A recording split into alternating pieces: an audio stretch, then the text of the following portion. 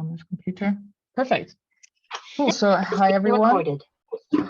Thanks for joining. I'm Araminta, and along with Annie, we manage the Fintech Marketing Slack group and hub. How this event will go is the first 45 minutes, I'll be asking Caleb and Matt questions about customer research. And afterwards, like the last 15 minutes, we'll do Q&A. So people feel free to put in the questions. I've got a few questions also that people have pre-submitted, and everyone will receive the recording afterwards. So without further ado, let's get started with the introductions. So Caleb, would you mind talking a little bit about Tild and what you're doing? Yeah, what you're doing at Tild. Yeah, absolutely. So my name is Caleb Avery. I'm the founder and CEO here at Tild. Our platform we call PayFac as a service. And so we service vertical software companies, giving them a set of turnkey white label API infrastructure to embed payments within their platform. And so kind of practical, real world examples of vertical software companies that have embedded payments and started to monetize those are companies like Toast and Shopify. They're pretty mainstream examples of that vertical software ecosystem. And for Tild, we're really empowering companies from startups to public enterprise companies to have all those same capabilities that a Toast or a Shopify would build in-house. Nice, very succinct. How about yourself, Matt? Hey, I'm Matt Nemer. I'm the former CEO and co-founder of Linus Financial. Linus Financial was the first retail fintech to offer access to crypto yields for non-crypto investors. So what was unique about what we were doing was treating the Ethereum blockchain like a payment network, like Swift or Natcha ACH, and building out a user experience, which was deposit dollars, earn interest in dollars, and withdraw in dollars.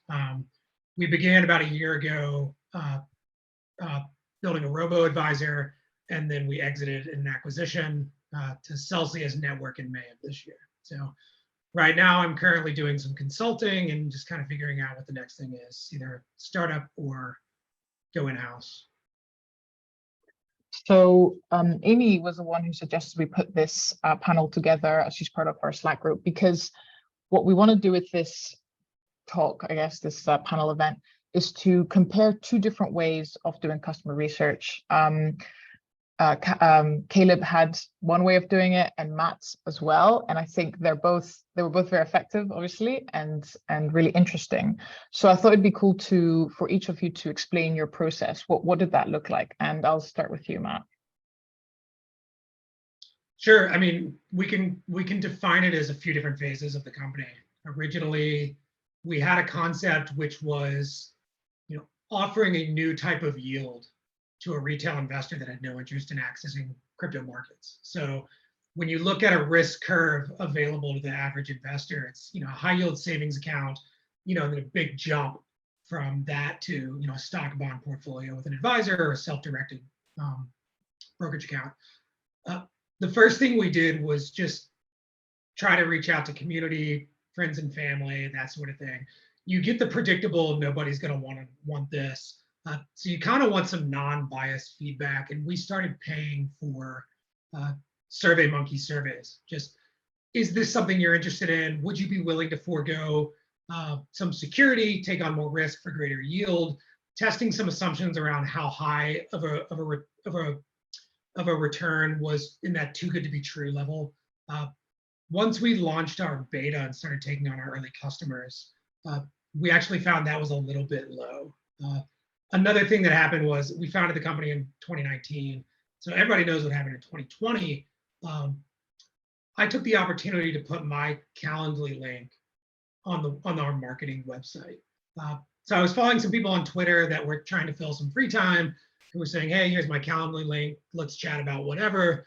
By doing that, I was trying to figure out a couple of things. One, how could we get a user to convert sooner? But then also two, what was holding them back from making a decision?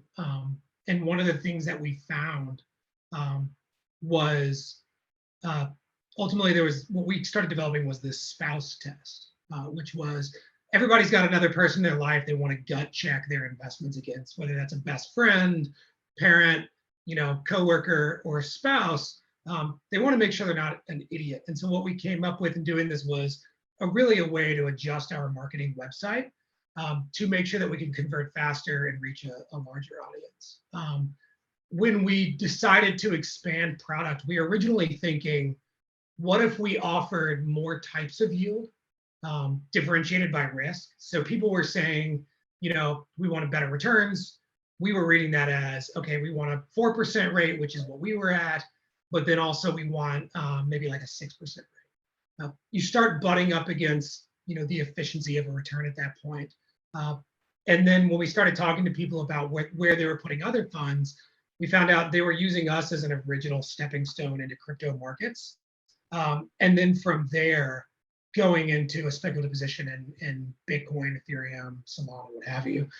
So that led us to building out the robo-advisor. People were saying they were going to Coinbase. They were opening the app and seeing 70 tokens, but having no idea like what was a good portfolio to start with. Is it Bitcoin only? Is it Bitcoin and Ether? So we could come up with this kind of one-click diversification product that would get a user started, give them the ability to adjust that over time. And then ultimately that is what Celsius bought, was that both package of yield and robo-advisor. So the two things that stand out here are you put like a big button. I remember you explaining it. You said a big button on like the header saying, what was it? Have a call with the CEO, talk to the CEO. Yeah. So right on the marketing website, our primary CTA in the top right corner was create an account. Right next to that was schedule a call with the CEO, right? And that went directly to me. So I carved out 4 hours in a given week where anybody in the world could come and talk to me, and all 4 hours were filled every single week. Wow. And we would get people that would That's awesome. say, I've been looking at you for 9 months. I just don't know. You're still here. So they're acknowledging like a survivor bias and thinking about putting money in. And then there were people that would say, that would just want to tell me off. Here's why you're going to fail. Here's what you're doing wrong. And that's fine. That's good feedback. Yep. What we found was there was also a really good place to put that within the chat support.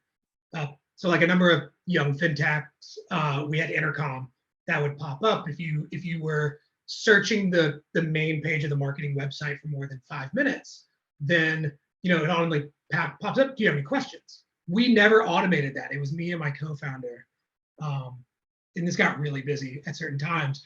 I can go through some horror stories, but we were answering those ourselves, and then our CEO joined in after he joined the company. But that was also an opportunity to integrate Calendly into that chat function and say, these are really detailed questions that may be easier for you to ask and me to answer over a phone call. Would you like to schedule a 15-minute call with me? I have availability on this date. And Intercom made it really easy to integrate Calendly to where I didn't have to look at my calendar. It was just automatically surfaced there. I think it works. It worked probably very well because I think it works very well for companies where people are like, this is too good to be true, or this is like really complicated and I don't get it. What you said about the gut check, right? Yeah. And I'd be curious to hear, like, how did you? So you're having all these calls. First of all, were they recorded? And then how did you glean insights, not just yourself, but also as a team? Like, how did you make it actionable? Basically, all those calls that you were on. That's a good question. No, they weren't recorded. Okay.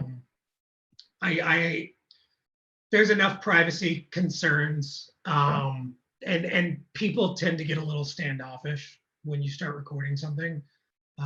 Sure.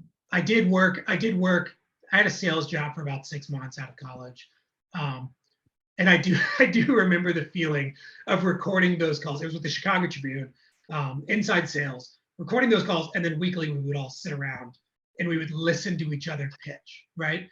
But I wasn't pitching, right? I wasn't trying to craft a pitch during these calls. I was trying to do more listening, and so I didn't want to stifle whatever this person would have to say by them acknowledging it's a recording. Maybe I don't want to sound dumb.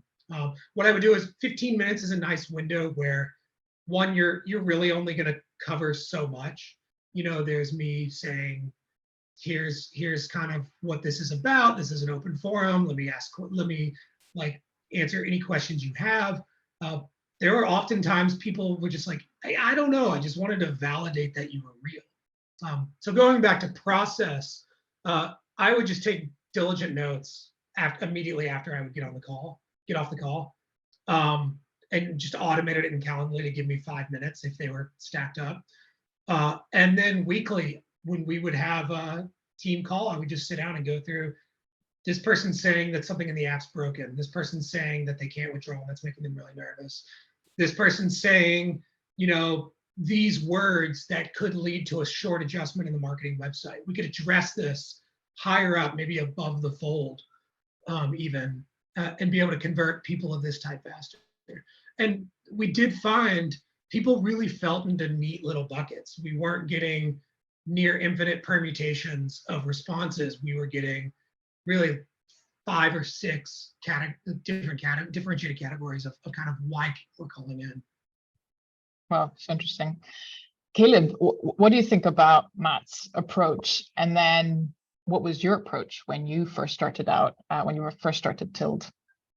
So the idea of putting out a public link to my calendar scares me. So I've never done that. Can't imagine I'll be doing that anytime soon. But I love the hustle on that. I also love that you guys were answering, all of the chat yourselves. There was definitely a period of time where I was, on the HubSpot app on my phone, responding to a lot of the chat, coming through the website, and we got some awesome leads and some awesome conversations that way. But I think for me, what was a bit different was how early we started in the process, where for me, prior to even, building out Tilled, I was doing consulting work for ISVs and vertical software companies. And the primary challenge that I saw over a few years of doing this consulting work was that these software companies were trying to transition off of a Stripe or a Braintree, where they were tired of just passing along the 2.9% and 30 cents from Stripe or Braintree onto their customers. And they really wanted to get into that payment flow and start creating a revenue stream from all of the payments that were flowing through their platform. And so they were bringing in, consultants like myself to help them, solve this problem. But the issue was there wasn't really a great alternative to, a Stripe or a Braintree that was available. And so I found myself recommending, these suboptimal solutions and still helping people get them in place. And a lot of them found some, relative amounts of success. But at the end of the day, it wasn't really solving their problem. And they were still really frustrated by, the solutions that were available. And so it was about January of 2019 that I really, started to say, hey, I want to go build, this solution. I think that there's an opportunity out there, but I wasn't exactly sure what to build. I wasn't exactly sure, what the problems were that these customers were facing. And so I started reaching out to other founders. And for me, I started my career at cold calling, doing door-to-door sales. And so the idea of, cold outreach is something that, certainly not foreign to me. And I don't really have a lot of anxiety, about that. I think you just have to accept that most people aren't going to respond to that cold outreach, and that's, okay. But I actually found that founders were incredibly willing to take the time to talk, because I wasn't selling anything. At that point in time, the business didn't have a name. I don't even think we had an entity set up. There wasn't a website. There wasn't a product. I was just another founder saying, hey, there's this problem that I keep seeing. I think you're probably experiencing it. Would you be willing to take, 15 minutes, as Matt said, to, talk to me and give me your perspective? And I'd get on the phone with these guys, and sometimes it'd be a 15-minute call. Sometimes it's 30 minutes. Sometimes it's an hour and a half. You'd be surprised how much some people really hate Stripe, but they're still processing with them.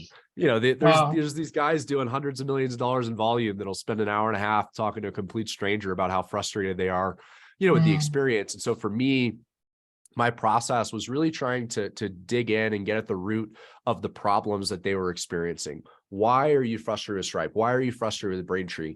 What solutions have you evaluated? Okay, you've looked at, Card Connect, you've looked at TSYS ProPay, you've looked at FinX, you've looked at Infinicep. Why are all of these solutions not, the right fit for you? And for Tilled, we were, fortunate in a sense that we were kind of the last mover into the market. And so there were a lot of existing, incumbent solutions that just hadn't quite solved this problem for customers. And so I was able to get a ton of really detailed feedback, from customers before we ever started the product development, cycle. And so for me, that customer research really was the foundation for that product development. And it really became this iterative process where, we started early on before we were building. And then as we were building out the product, as we got into beta, as we launched the platform, and even today, really making sure that we have that feedback loop, continually getting feedback, from customers, but it's certainly evolved over time. So same question I asked Matt. Throughout all those calls, how were you making sure that you remembered everything, or that you would actually make it actionable and it was, useful for a team or for the future?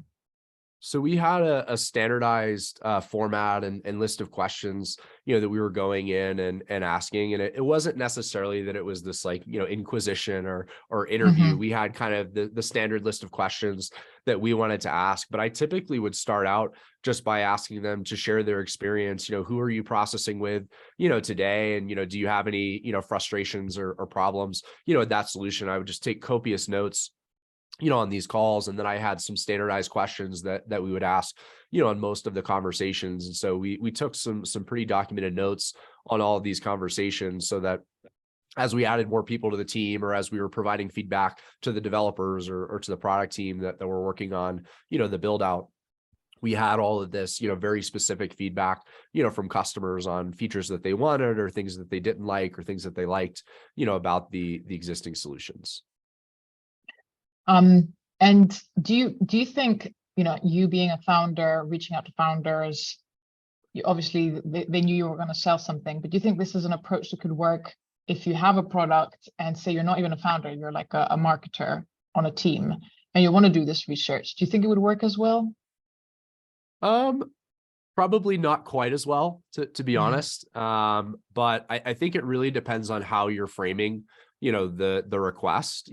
For me, I was really coming in with the attitude of like, hey, you have expertise and insights, that I would really find valuable. Would you be willing to essentially do me a favor, and help me out? And I found a lot of willingness, from founders to jump on. Whereas if you're starting with, hey, here's a value prop, and here's a sales pitch, and here's, what I can do for you, I think there's a lot of resistance, especially for founders. We're busy, we've got a lot, going on. We don't, necessarily have the time if we think that, you're trying to sell us, on something. But for me personally, I've gotten so much help from other founders building out Till, that I feel like when founders reach out to me, genuinely looking for feedback and advice, I don't have time to respond to every single one of those, but I really try to make a genuine effort, to provide, as much help as I can, and kind of pay it forward, for all of the help that I have gotten along the way. So fast forward to today, you're obviously not doing those calls anymore, but you're still doing customer research as a company. I mean, how are you doing customer research now, as a bigger company where you're not the one emailing and calling everyone? Yeah, great question. I'd say I'd probably divide it into two buckets. One, if you're talking about new product development, and then one process for, just continual customer discovery on the core platform.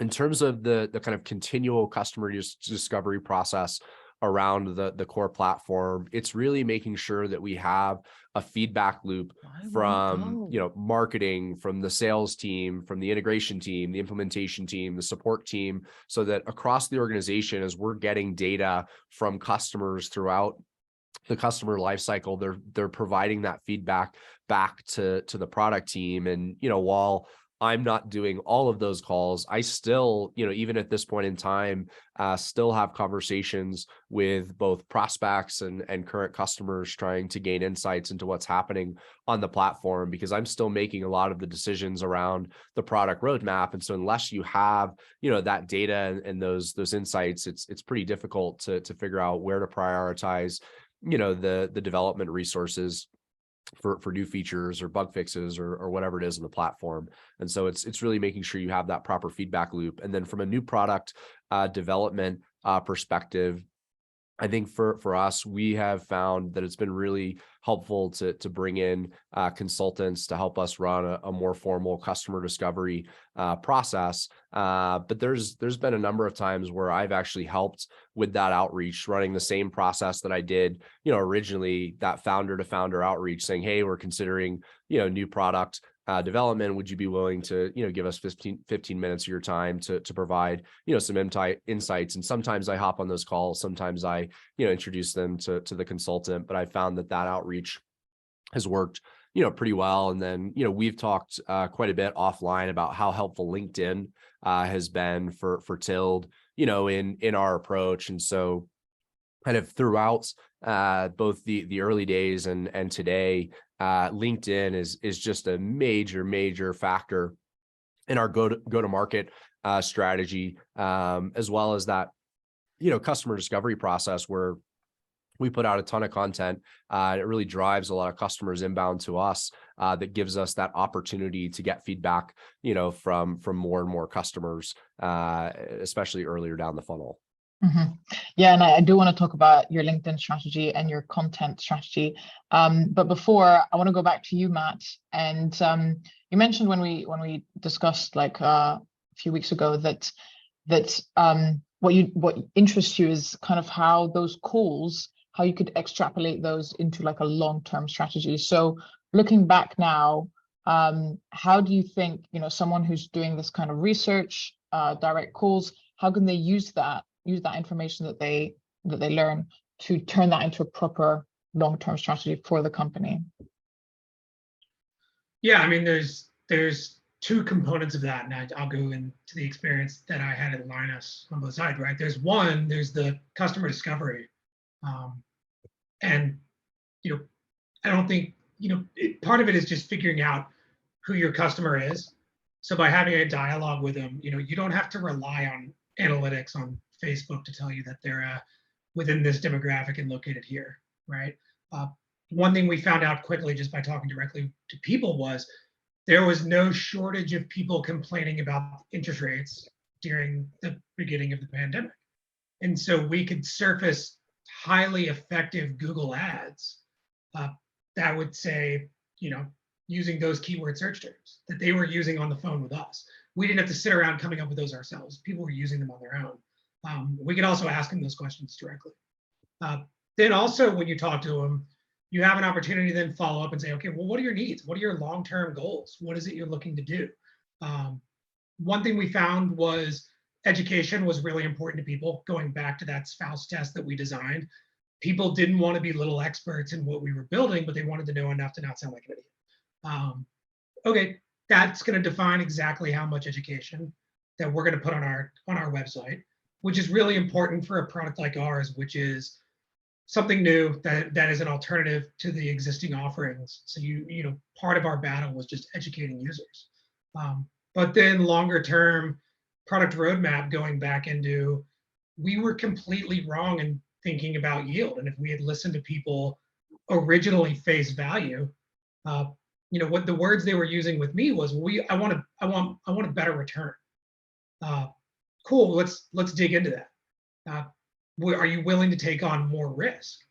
Well, I don't know. If it's greater risk that I might lose everything, it's like, okay, now we're not talking about a higher yield interest rate that has a greater probability of going to zero if there is a default, but maybe something more speculative that has volatility, that has a probability of going up some percentage and down some percentage.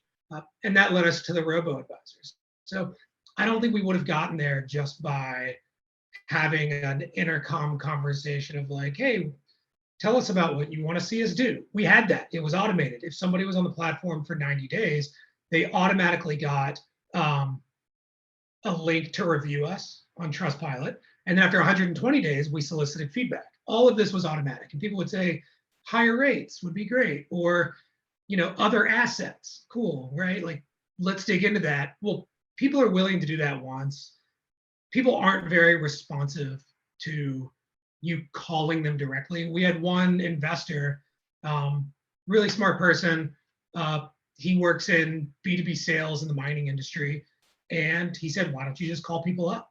You have their phone numbers. They give it to you when you log in. It's like, well, that kind of shatters this relationship of trust that we built, right? Our thesis was people value financial products. In retail, people value financial products the least they have to interact with them, right? So you don't want your bank sending you a push notification. You don't want your bank calling you unnecessarily. You don't even want your bank sending you emails. You just want when you need whatever service they're providing to be there when they're there, right?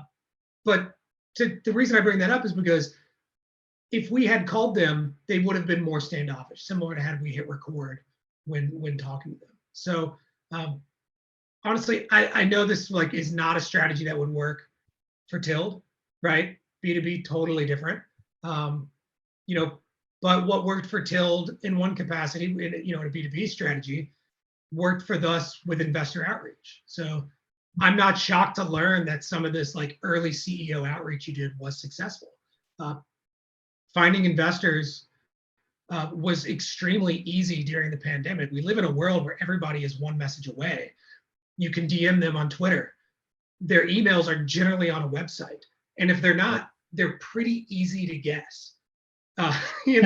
Mine was Nemer at Linus just because we had another Matt. That was on the website. You can guess these investors' first name at whatever their domain is, right? And zero of these people, when you emailed them and you were successful and did not get a mail or demon, would say, how the hell did you get my email? No, nobody says that. They just assume you get it from somewhere because they assume their information is public. They're getting these all day long.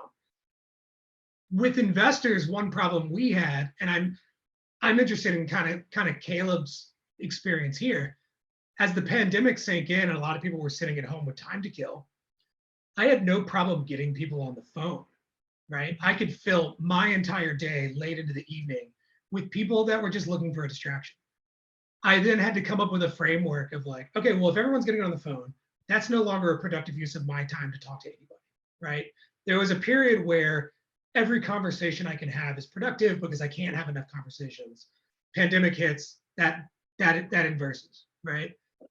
So I had to come up with a framework really quickly, and I'm interested in Caleb had a similar experience.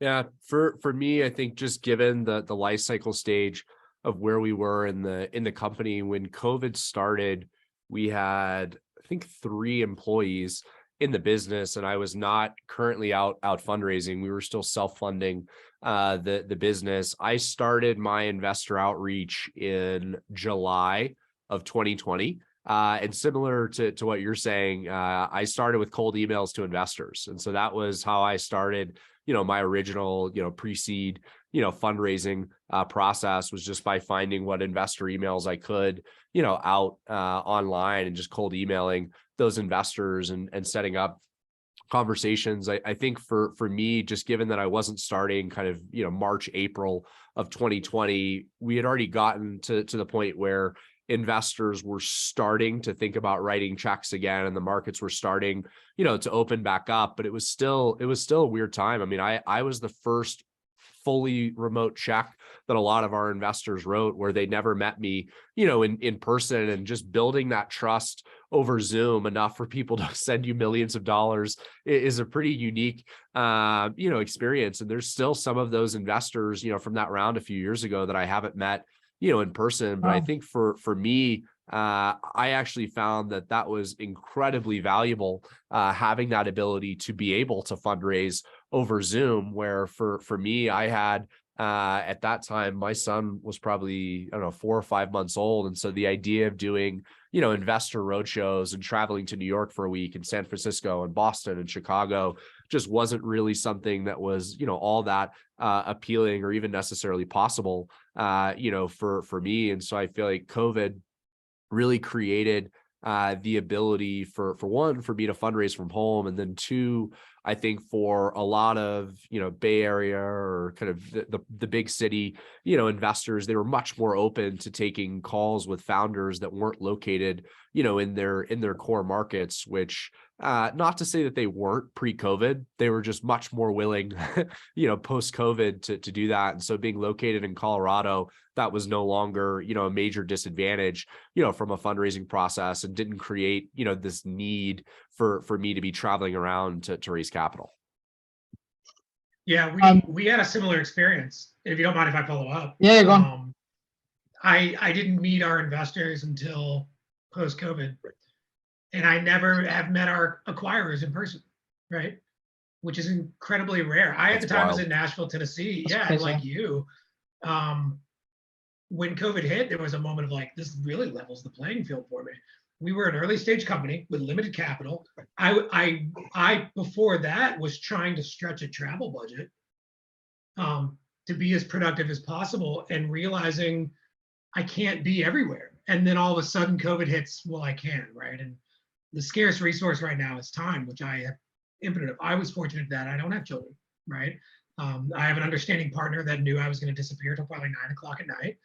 And, you know, I could spend the day talking to customers, in the evening talking to investors, and, you know, trying to squeeze in work in the middle and on the weekends. But yeah, it's a very similar experience.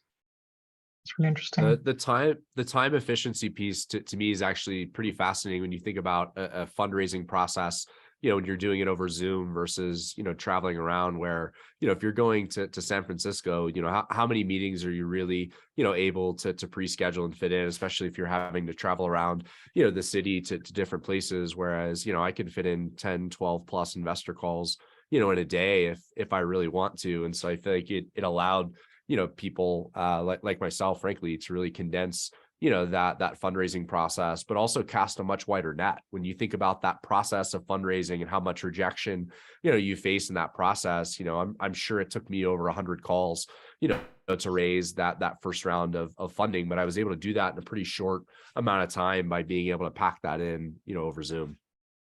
Yeah, I would think now, if you're a founder, maybe a hybrid approach makes more sense, because you can stack those meetings. But I found, for me, maybe your experience is different, those in-person interactions are stickier.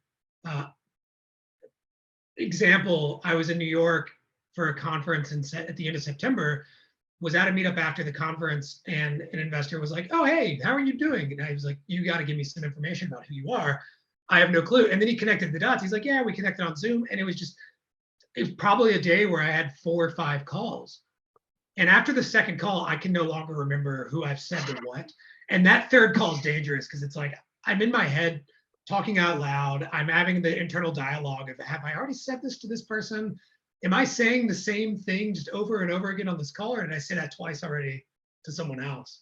But just those in-person interactions, to kind of go out, meet people, make those connections, you know, meet on just kind of like a non-pitch level when people let their guard down, and then take that home and stack your day with meetings, and have the hyper efficiency after you've already kind of developed the relationship. I think something hybrid like that could work really well now.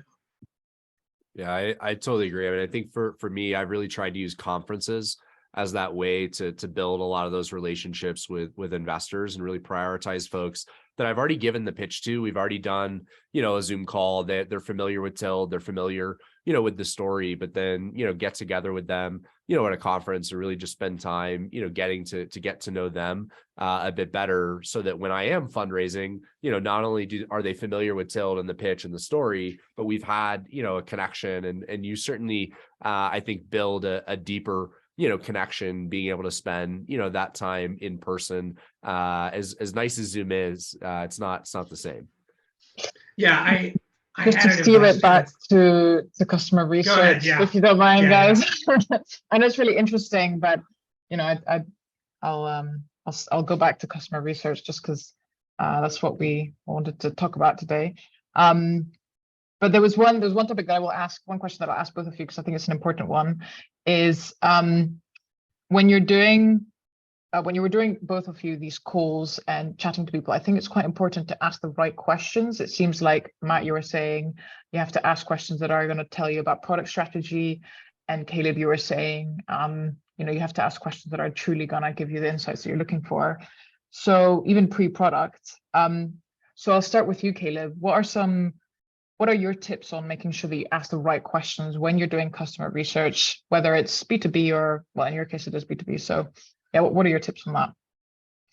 Yeah, I think the big tip for me is really making sure that you're getting at the root of the problem that the customers are experiencing, especially if you're pre-product development, where you really want to make sure that you're building the right product that's going to solve the problem that the customers are facing and that they're willing, to pay for. And I think one of the biggest mistakes that I see, founders make is that they wait too long to start, that customer discovery and customer research process where they've already built the MVP, they've already got, the product based on kind of their own bias or their own perception of what that problem is. And then they go out and start talking to customers and then find out, well, in fact, what I built wasn't what, customers were looking for, or yeah, they're actually not really willing to pay, for what I built, but I've already spent most of my budget that I had to build the MVP on what ultimately is not the right product to solve, the problem that,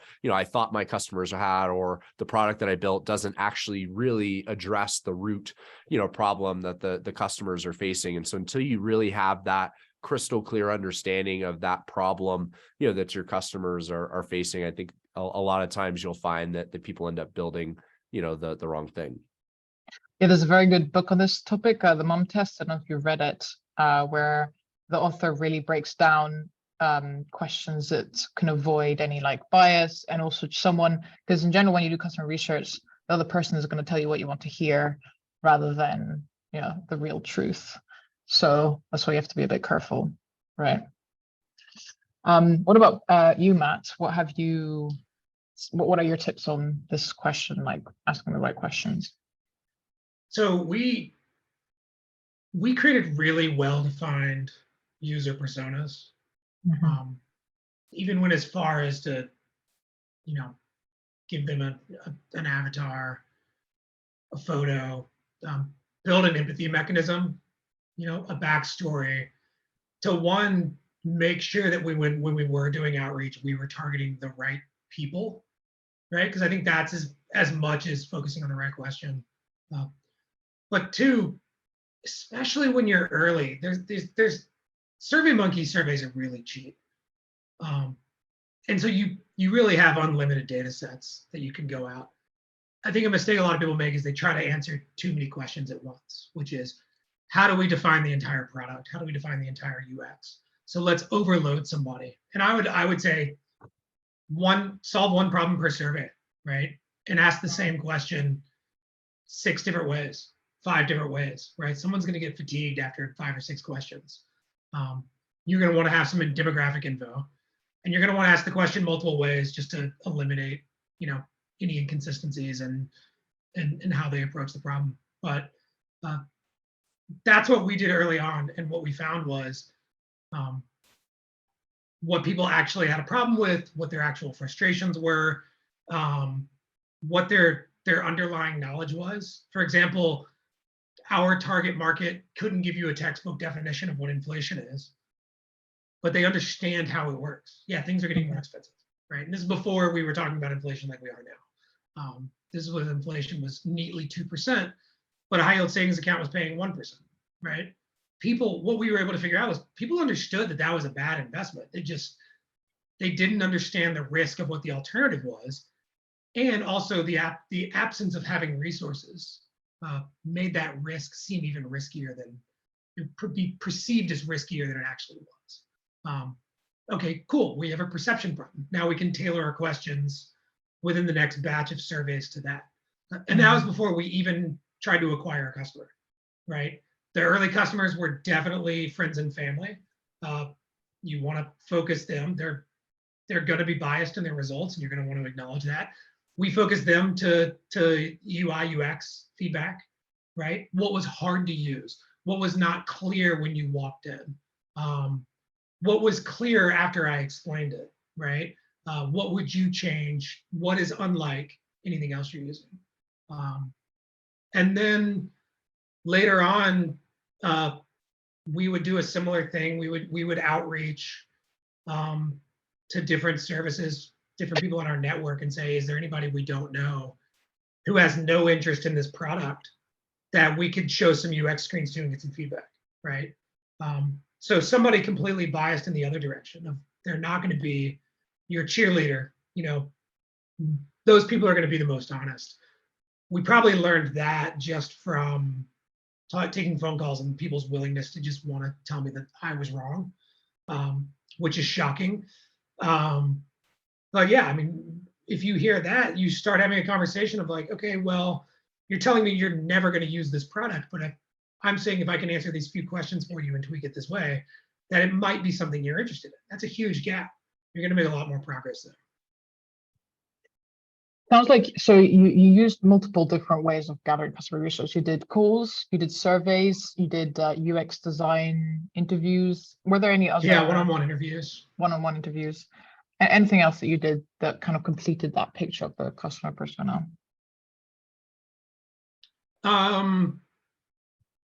Yeah, I mean, we had a really strong SEO strategy. Mm. So I think a lot of people get overwhelmed by SEO. We just went out and bought a bunch of domains that once we figured out what search terms were working on Google, we went out and bought a bunch of domains relative to those search terms. One example is we bought the domain APR to APY.com. And I'm really bummed that it's not up anymore because it was incredibly successful. It was getting like 30,000 clicks a month at its peak. Wow. But basically, it was just a branded tool that moved from APR to APY and vice versa. We also bought APY to APR.com and it just linked back. But we got those link backs, right? So people would go through that customer journey and they would find that.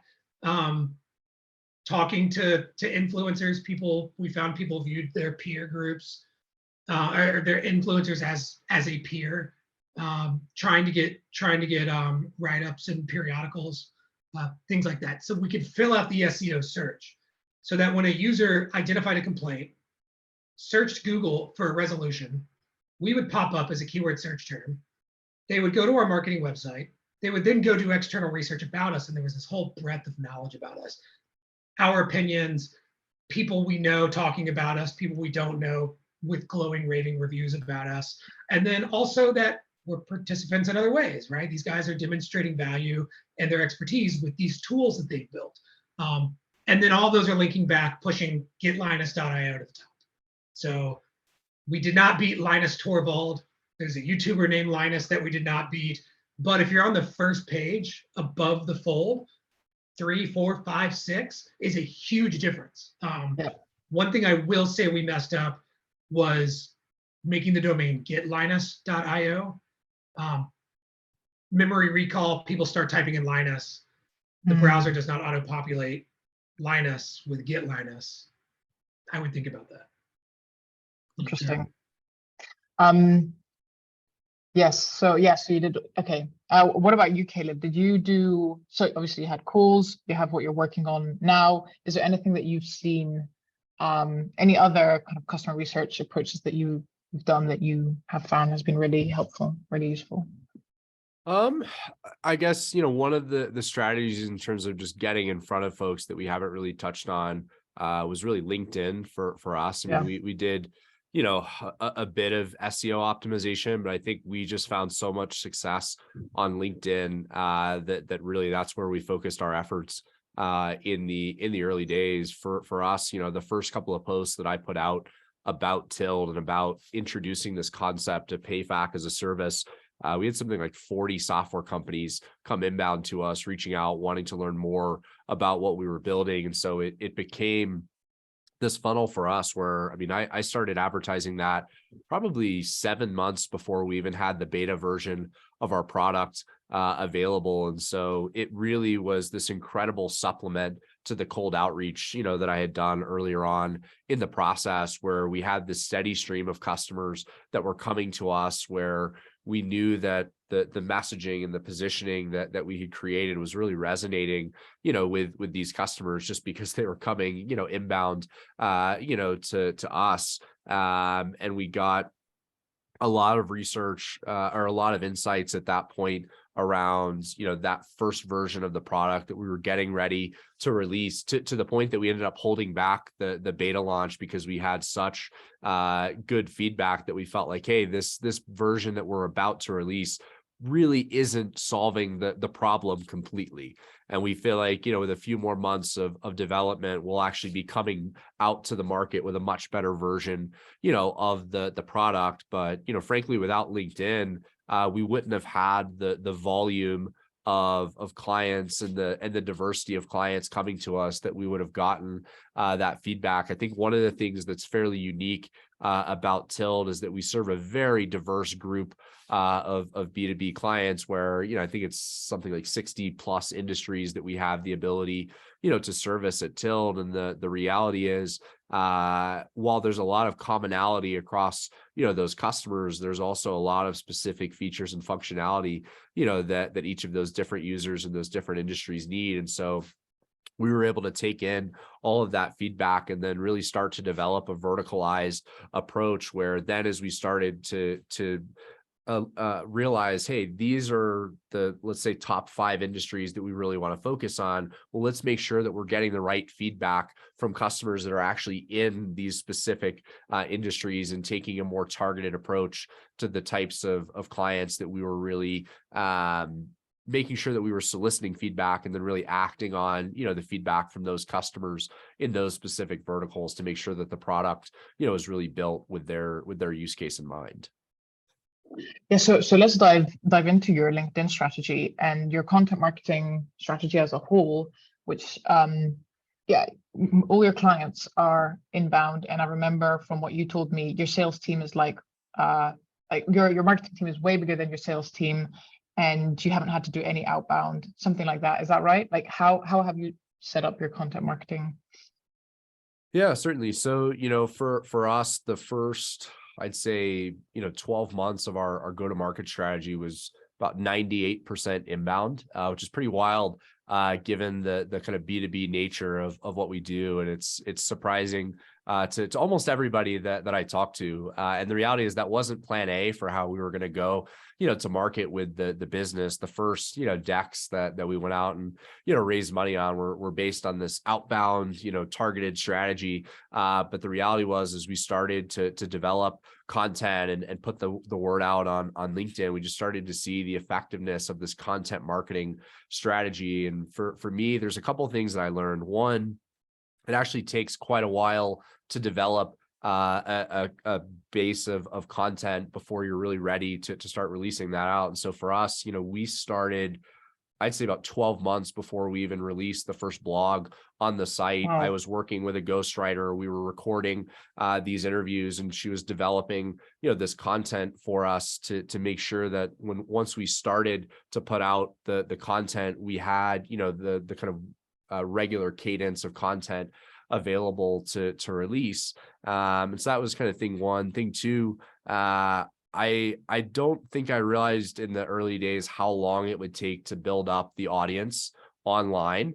And I think a lot of founders that I talk to get discouraged because, I've been posting for 2 months and I haven't gotten any leads. And it's like, well, you've only been posting for 2 months. Did you really expect that you were going to have this flood of inbound leads, coming in, 2 months after getting started? Where, for me, I'm about 2.5 years into really, consistently, diligently, 4 or 5 times a week, posting on LinkedIn. And it's really been, I'd say, the last, 12 months that we've really seen a dramatic acceleration of the results, from all of the effort, that we put in. And so, if you take that back, been doing it 2.5 years, the last 12 months is really where we've seen the majority of the results. That means we spent 18 months consistently focusing on this strategy that was producing some results. I mean, it was working, but not nearly to the degree, that it is today. Whereas, when you look at the content marketing strategy and the results that we're seeing, from social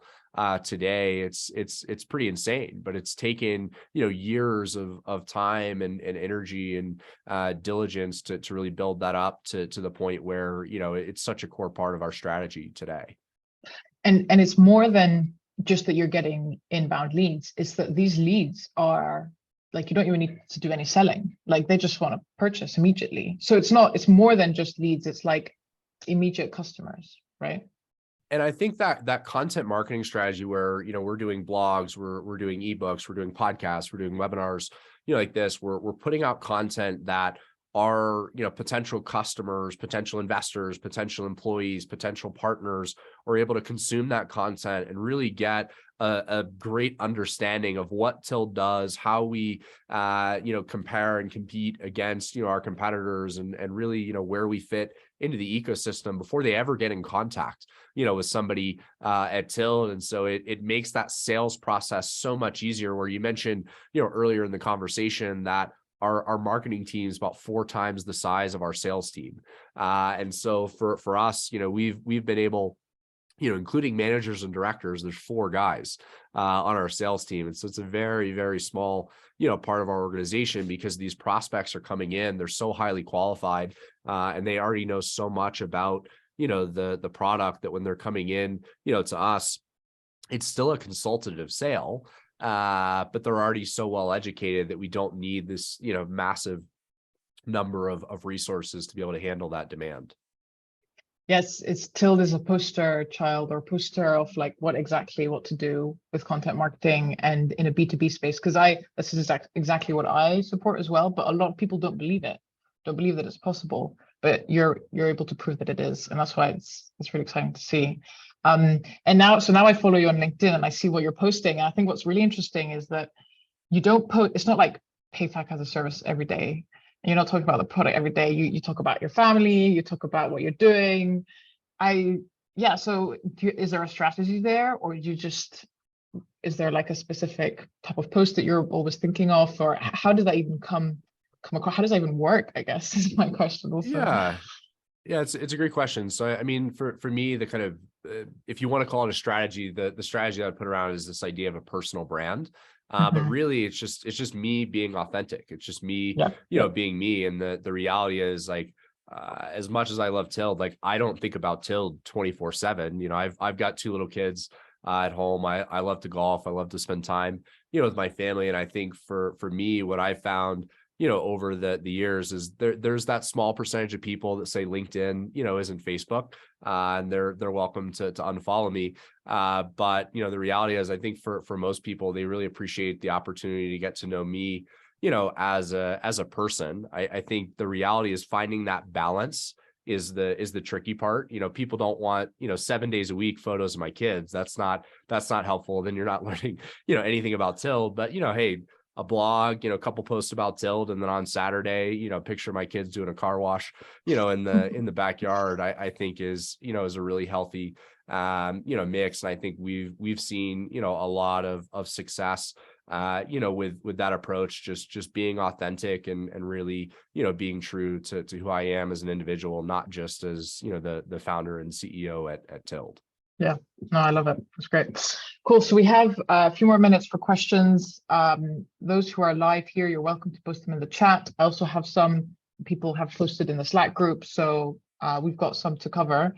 I guess one to ask you, Matt, and I think you mentioned one mistake already, but yeah, I wanted to ask you, like, what are some of the common mistakes that you have seen, or you've seen other companies do when it comes to customer research, or that you have done yourself and that you would recommend others avoid? Yeah, I mean, to Caleb's last point, one mistake I made was probably not using socials properly at the gate. I mean, I'm not a marketing expert, so we were learning a lot of things the hard way. I was posting, Linus is doing this, and here's why you need Linus. And on Twitter, I was losing followers.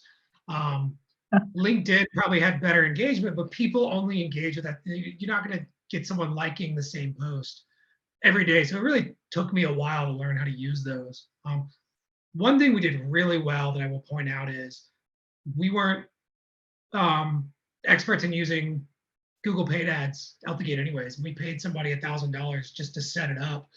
And it got to the point where, I mean, he warned us this will take 2 to 4 weeks before you start seeing results. And once it got to a point where it started seeing results, we just fired him, because we knew we could iterate on what keyword search terms there were and what demographics we wanted to surface those in regions. So I think not feeling like have to know everything, knowing when to hire somebody out. I mean, like Caleb said, he got a ghostwriter. I mean, the reason we failed at content marketing is because consistency, and we knew that, right? Curious, Caleb, if you thought about using like OpenAI's GPT-3 or anything algorithmic like that? I have not. Definitely a fascinating concept, but I love your point about just recognizing what, your weaknesses are. I think for me, when I started out, I knew I wanted to create content, and I kept trying to sit down and write content, and I was failing miserably. And literally what happened, I found myself, I'd carved out time to start writing a blog, and I was scrolling LinkedIn, reading other people's blogs, and got to the bottom of one of these blogs. And, the guy had said, hey, if you like this content, I didn't actually write it.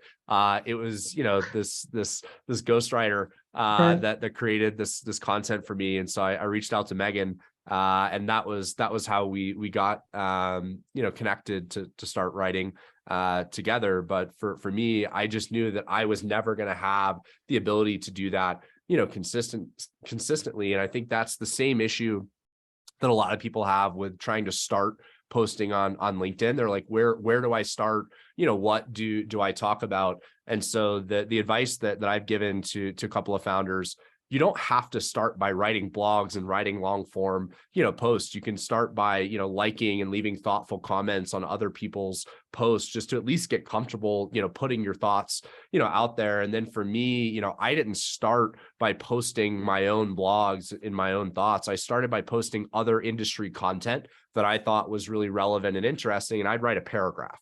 And so, it'd be a really great article that I didn't write, and I only have to come up with, 2 or 3 sentences, on that. And so that's how I was able to get comfortable, probably for the first 6 months, really getting out there and posting consistently and building up, that audience. And then, over time, as I found the ghostwriter and we started building up that content base, then we were putting out more and more of our own content. But that's not how we started. It's we had to start somewhere.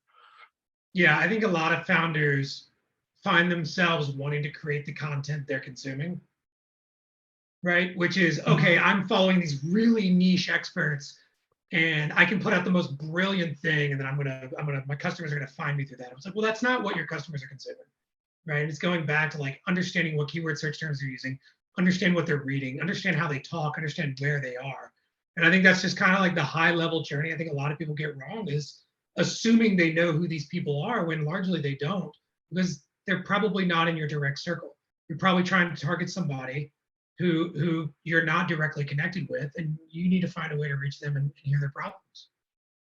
Well, it's understanding who they are and then where they are. And so, while LinkedIn worked phenomenally well and continues to work, phenomenally well for us, depending on what business you're running, it might be Facebook, it might be TikTok, it might be, Twitter, it might be a different platform that's where, your customers are really living and consuming, content. And so, doing some testing in the early days and make that a part of that customer, research process. What platform are you spending, the majority of your time on? If you talk to, 30 customers and 28 of them say Twitter, well, don't spend all your money on LinkedIn ads. That's probably not going to drive, a very effective, strategy for you.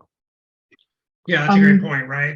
Using us as an example, our customers weren't on LinkedIn. They were more Gen Z, young millennial. They're on Twitter. So I just want to put in one last question that came through the Slack group, and I thought it was very interesting. And I don't know if you'll have an answer to this, but we can try. Which is, if you were expanding to another market where people spoke a different language, how would you go about doing customer research? It's a hard one, I know. Matt, what do you think?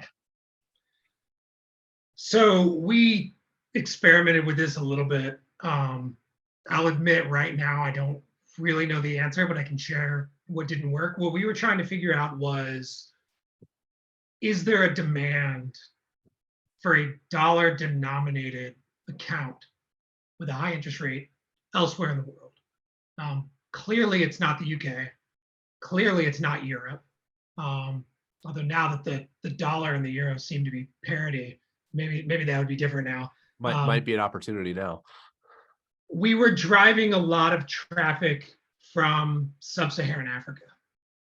And so we were trying to figure out ways to build products. Now, the problem we had was there are these regulatory barriers that we couldn't resolve. And that's probably, we're all fintechs. There's probably a lot of people trying to find someone in country to help us navigate that. We just didn't have the resources to execute on that. But we were getting a lot of inbound English-speaking requests for people that were in sub-Saharan Africa. So they were coming to us. It was something we were interested in, as far as, and I believe the question was doing user research in different languages specifically. I guess hire a translator that you've built trust with, reach out into your network, figure out if somebody speaks, natively the language that you're trying to reach. I would not rely on any translation software. Mm. Yes, a tough one. What about you, Caleb? I would say I've never done it successfully, so probably not something that I'm really qualified to weigh in on. But my first instinct would be to go hire somebody that really has, the in-country and preferably the domain, expertise to help. Yeah, it's probably the right approach. Well, thank you both so much. This was so fascinating. Where can people find you online and learn more about you, Caleb? I'm on LinkedIn, so if you're looking to follow me, LinkedIn's definitely the best place to do it. Our website, tilled.com, TILLED, is a great place to learn more about the company and read more of our blogs and the content that we've put out if you're interested in learning more. Yep, highly recommend following Caleb on LinkedIn. What about you, Matt? Yeah, I'm on LinkedIn, Telegram, Twitter, at Matthew J. Nemer, at all of them. I'm also in the Fintech Marketing Slack channel, so if you just want to add Matt Nemer there, feel free. Happy to make myself available. Thanks so much. Well, thanks everyone who came live, and thanks to you, Matt and Caleb, for answering all my questions and for coming on today. Really appreciate it. This was really fascinating. So thank you very much. Thank you very much. Have a good evening. evening or day. Appreciate it. Bye. Bye.